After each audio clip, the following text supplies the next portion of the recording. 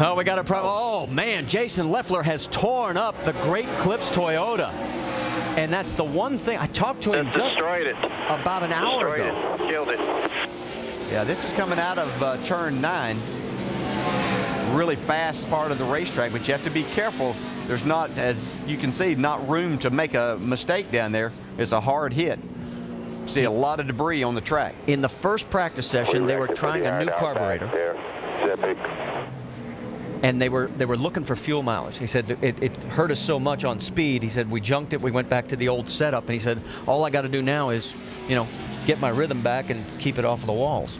Yeah, the problem these guys say is that not running many road courses, they don't have many cars, and usually they'll have one. We're going to get a look at it right here. You can see, whoa, it really gets loose. A fast part of the track as you're exiting, trying to get, wow, look at the car get up in the air. Man, that's a violent hit.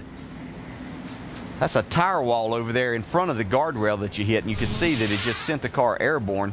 Jeff Burton had the best view of that right behind him. He made it through safely. He was 4th quickest. He had turned 2 laps, 118.33 miles an hour.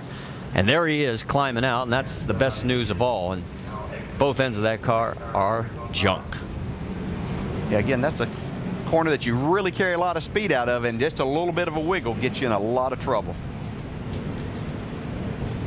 Well, while the safety crew takes care of business, heading towards turn number 10 out of 9, we'll step aside for a break here at Watkins Glen. Oh, what a beautiful view of Seneca Lake from high above. It is absolutely gorgeous here. Not such a pretty view for the 38 of Jason Leffler. That is what is left of the primary.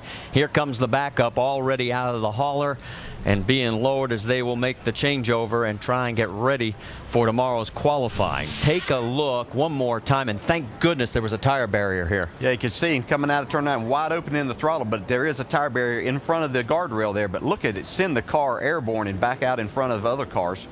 And that is the 29 of Jeff Burton tiptoeing through, and then several others, and there is a lot of debris there. As this is another angle, as you can see the flatbed trying to get the 38 up and off. As we're about 8.5 minutes into this final hour of practice. Kevin Harvick is our fastest right now. And as we mentioned, we had 18 double duty drivers, as you see the 38 now being rolled off of the lift. And Carl mentioned some of the pieces he had never seen before. Yeah, and we see Jason Leffler here get loose, just like Carl was talking about. High-speed area car just destroys the back end of the car. Now, the first car here is Jeff Burton coming through here. And now we'll see Carl Edwards here. See, right there, really jerks. You find yourself looking at stuff there, and then all of a sudden something else popped out, and that could have been that shock shaft that he was talking about.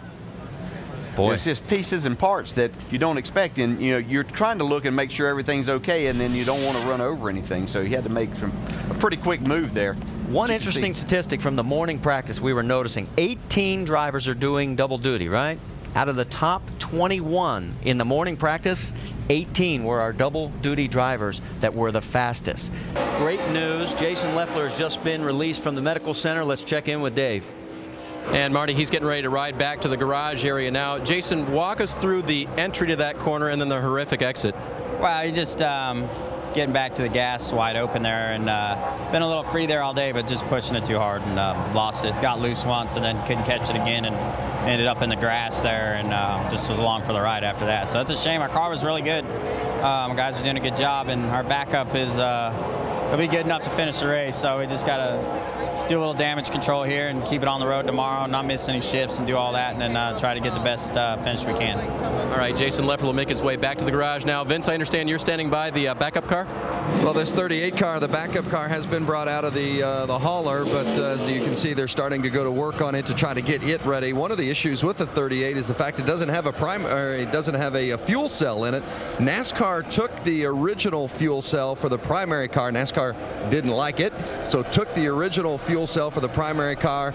They had to take the fuel cell out of this backup car to put in the car that Jason just wrecked. So now this car, the backup, is without a fuel cell. So they've had to go borrow one from the backup car of the 10. Did you follow that? It's kind of like a road map. Yeah. But eventually they're going to get a fuel cell for this 38 and put it together and be back out on the track for Jason Leffler. We did follow that. We do understand, and so hopefully they'll be able to get it back together. And